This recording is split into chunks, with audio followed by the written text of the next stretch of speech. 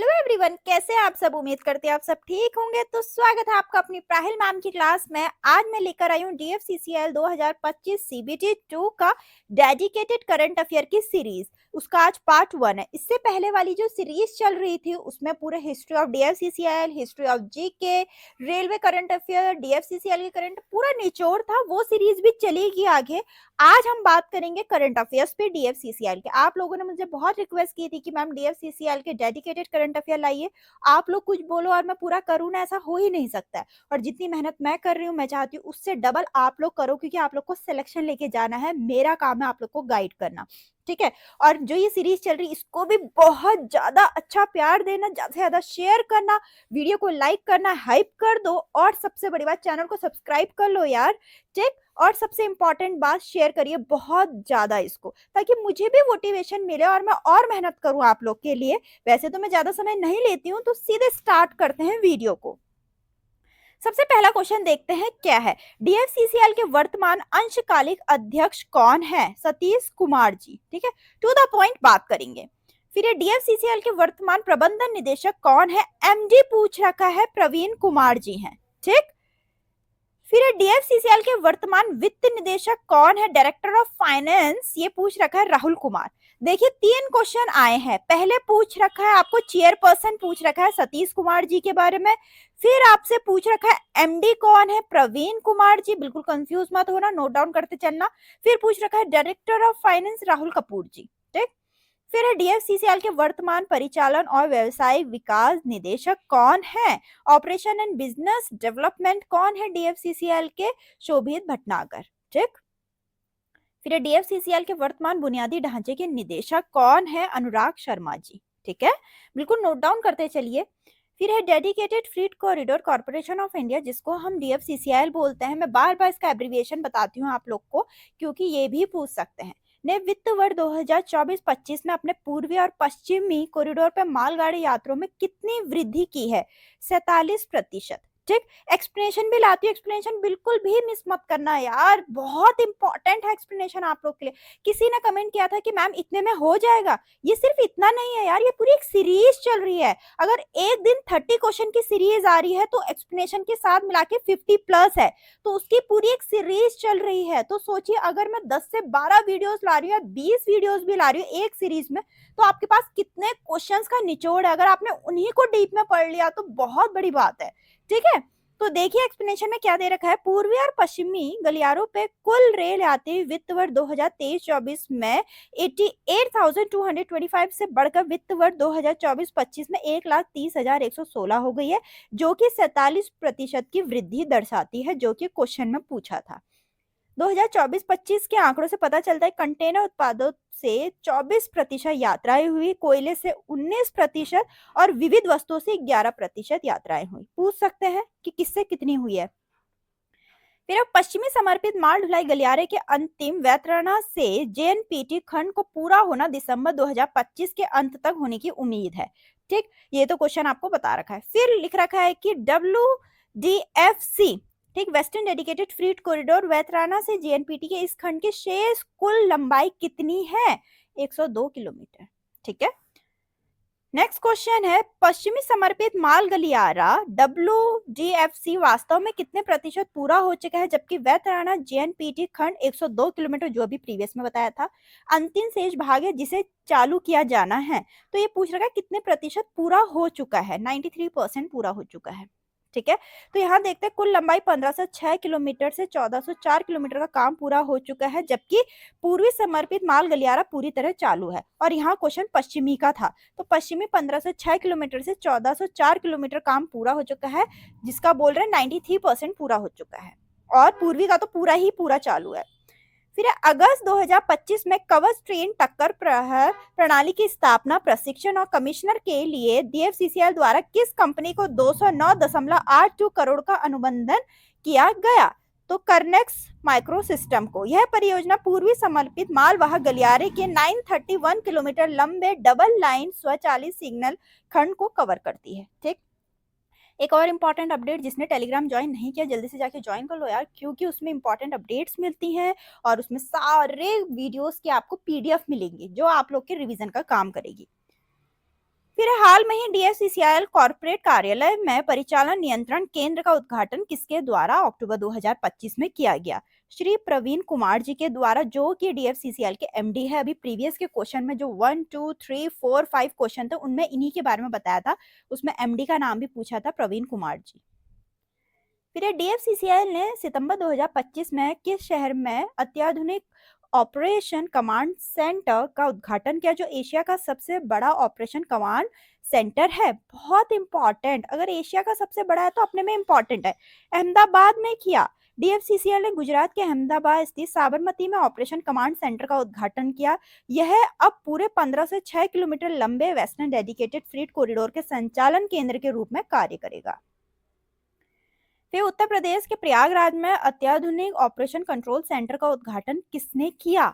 नरेंद्र मोदी जी ने किया। मोदी जी ने 29 दिसंबर 2020 को प्रयागराज में पूर्व समर्पित माल ढुलाई गलियारे के अत्याधुनिक संचालन नियंत्रण केंद्र का उद्घाटन किया। यह पूरे 1856 किलोमीटर पूर्व समर्पित माल ढुलाई गलियारे मार्ग के लिए कमांड सेंटर के रूप में कार्य करता है। फिर अगस्त 2025 में DFCCIL ने 11,706 ट्रेनों का संचालन किया, जो वर्ष दर वर्ष लगभग कितने प्रतिशत की वृद्धि है? 13% की। ठीक है, तो DFCCIL ने अगस्त 2025 में 11,706 ट्रेनें चलाई। ये भी पूछ सकते हैं कितनी ट्रेनें चलाई, यानी औसतन प्रतिदिन 378 ट्रेनें थी। ठीक, ये तो साल का बताया, तो प्रतिदिन 378 ट्रेनें। यह आंकड़ा पिछले वर्ष के महीने में इस महीने की तुलना में 13% की वृद्धि दर्शाता है, जो क्वेश्चन पूछा गया। नेक्स्ट है, महाकुंभ 2025 के दौरान पूर्वी समर्पित माल ढुलाई गलियारे ने प्रतिदिन औसतन लगभग कितनी मालगाड़ियों का सफलतापूर्वक प्रबंधन किया? ठीक, देखिए आपको पता है महाकुंभ इस बार हुआ 2025 में, और उसमें आप लोगों में से भी बहुत लोग गए होंगे। तो मैं इसलिए बोल रही हूँ क्योंकि महाकुंभ से रिलेटेड क्वेश्चन है, तो अपने में बहुत इंपॉर्टेंट है। महाकुंभ से बहुत क्वेश्चन आ रहे हैं, SSC में भी देख रही थी मैं, बहुत क्वेश्चन आ रहे हैं। ठीक है, तो महाकुंभ का क्वेश्चन तो जरूर देखिए। तो यहाँ पूछ रहेगा कितनी मालगाड़ियों का सफलतापूर्वक प्रबंधन किया, तो कितनों का किया? 150 फ्री ट्रेन का। ठीक, तो महाकुंभ 2025 के दौरान पूर्वी समर्पित मालवाहक गलियारे ने प्रतिदिन औसतन लगभग 150 मालगाड़ियों का सफलतापूर्वक प्रतिबंध किया, जो कि 2019 में पिछले कुंभ मेले के दौरान संभाली गई मालगाड़ियों की औसत संख्या की तुलना में 91% की वृद्धि दर्शाता है। अभी तो ये पूछा गया कितनी चलाई, ये पूछ सकता है लास्ट ईयर की तुलना में कितना % बढ़ा है, 91%। इसीलिए बोलते हैं एक्सप्लेनेशन बिल्कुल मिस मत करना। नेक्स्ट है, पश्चिमी समर्पित माल ढुलाई गलियारे में जुलाई 2025 में संचालित ट्रेनों की कुल संख्या में कितने प्रतिशत की उल्लेखनीय वृद्धि देखी गई, जो जुलाई 2024 में 4589 से बढ़कर 5607 हो गई। 4589 से बढ़कर 5607 हो गई। तो कितनी प्रतिशत की वृद्धि हुई है, ये क्वेश्चन पूछ रखा है, 22% की। ठीक है, नेक्स्ट है, जुलाई 2025 में किस राज्य में पश्चिमी समर्पित माल गलियारा पर एक निजी गति शक्ति cargo terminal new Sanjali terminal का उद्घाटन किया गया? बहुत इंपॉर्टेंट, तो कहाँ किया गया? क्वेश्चन ये पूछ रखा है, गुजरात में। इसका उद्घाटन गुजरात के अहमदाबाद के पास हुआ। यह गति शक्ति नीति के तहत डेडिकेटेड फ्रीट कॉरिडोर और कॉर्पोरेशन ऑफ इंडिया द्वारा निर्मित पहला ऐसा टर्मिनल है, तो अपने में इंपॉर्टेंट है। फिर है high speed small cargo train. ठीक, बहुत इंपॉर्टेंट, आराम से देखिए। High speed small cargo train, जिसको VP स्पेशल भी बोला जाता है, ये भी बोल सकते हैं VP स्पेशल किसका नाम है। अगर 2025 में पहली बार किस कॉरिडोर पे न्यू कलानौर स्टेशन पे पहुंची, तो ये ईस्टर्न डेडिकेटेड फ्रीट कॉरिडोर पे। ठीक है, फिर DFCCIL और किस संगठन ने जुलाई 2025 में रोलिंग स्टॉक के स्वास्थ्य की निगरानी के लिए मशीन विजन आधारित निरीक्षण प्रणाली, जिसको MVIS बोलते हैं, इसका एब्रीविएशन भी देख लीजिए, machine vision based inspection system, स्थापित करने के लिए एक समझौता ज्ञापन पर हस्ताक्षर किए? तो DFCCIL ने किस संगठन के साथ? इंडियन रेलवे के साथ। ठीक है, कोई मुझसे कह रहा था कि मैम ये बहुत टफ क्वेश्चन लग रहे हैं, और क्वेश्चन ऐसे ही आते हैं। मैं आपको बता दूं, क्वेश्चन इजी नहीं आएंगे। ठीक है। तो DFCCL का इतना इजी नहीं आएगा कहाँ से कहाँ चली ट्रेन, ऐसा नहीं आएगा, क्वेश्चन यही आएंगे। तो इसका एकमात्र सॉल्यूशन ये है, सबसे पहले तो आप मेरे चैनल को सब्सक्राइब कर लो, बेल नोटिफिकेशन ऑन कर लो। ये मैं अपना प्रमोशन नहीं कर रही हूँ, मैं इसलिए बता रही हूँ क्योंकि ऐसे क्वेश्चन आपको मेरे ही चैनल में देखने को मिलेंगे, ठीक है। और अगर आप बार बार रिविजन करोगे ऐसे क्वेश्चंस का तो ऑटोमेटिक आपको याद हो जाएगा यार, मुझे तो याद है ये क्वेश्चन, ठीक है, ऑटोमेटिक आपको याद हो जाएगा। मुझे और सब्जेक्ट्स भी देखने होते हैं, फिर भी मुझे ऐसे क्वेश्चन याद हैं। तो आप लोग तो सिर्फ अभी इस पे स्टडी कर रहे हैं, अभी यही डेडिकेटेड पढ़ रहे हैं क्योंकि इसी पे ज्यादा वेटेज है, तो आप लोग को तो इजीली याद हो जाएगा यार, ठीक है। तो बिल्कुल, लेकिन चाहिए रिविजन, रिवीजन इज मस्ट, मैं बार बार बोल रही हूँ, इसीलिए मैं आपको इतनी लिबर्टी देती हूँ कि आप स्क्रीनशॉट ले लीजिए। मैं इतनी लिबर्टी देती हूँ कि मैं फ्री में PDF देती हूँ। बहुत सारे चैनल आप देखते हैं कि यार बिल्कुल पैसों में दे रहे हैं वो लोग, ठीक है, लेकिन मैं फ्री में दे रही हूँ आप लोग को सारी PDF, ताकि आप लोग का भला, आप लोग का सिलेक्शन हो, मुझे और कुछ नहीं चाहिए, ठीक है। फिर है, भारत में समर्पित माल गलियारों पे मालगाड़ियों की अधिकतम स्वीकार्य गति क्या है? तो स्वीकार्य गति क्या? 100 km/h।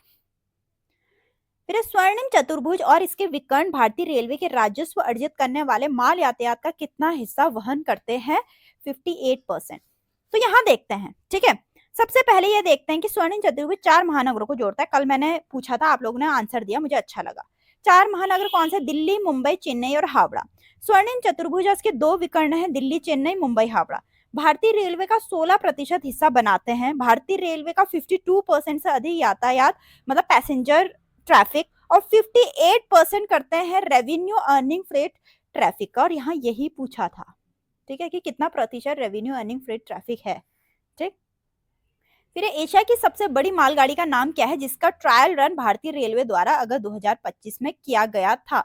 बहुत इंपॉर्टेंट, रुद्रस्त्र, ठीक है। भारतीय रेलवे ने एशिया की सबसे लंबी मालगाड़ी, इंपॉर्टेंट, एशिया की सबसे लंबी है, रुद्रस्त्र का सफल प्रशिक्षण किया। यह 4.5 किलोमीटर लंबी और 345 वैगन 72 टन माल क्षमता पर प्रत्येक वैगन वाली विशाल ट्रेन है। यह प्रशिक्षण उत्तर प्रदेश के चंदौली स्थित गंज ख्वाजा रेलवे स्टेशन और झारखंड के गढ़वा के बीच किया गया, जिसने 40.5 किलोमीटर प्रति घंटे की औसत गति से 5 घंटे 10 मिनट में 209 किलोमीटर की दूरी तय की।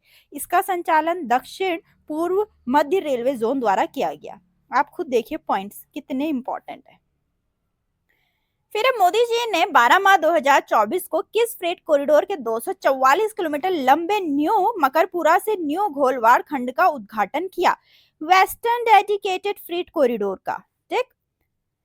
फिर 31 मार्च 2023 को किस फ्रेट कॉरिडोर के 135 किलोमीटर लंबे new Khurja new Khatauli broad gauge single line विद्युतीकरण खंड का शुभारंभ किया गया?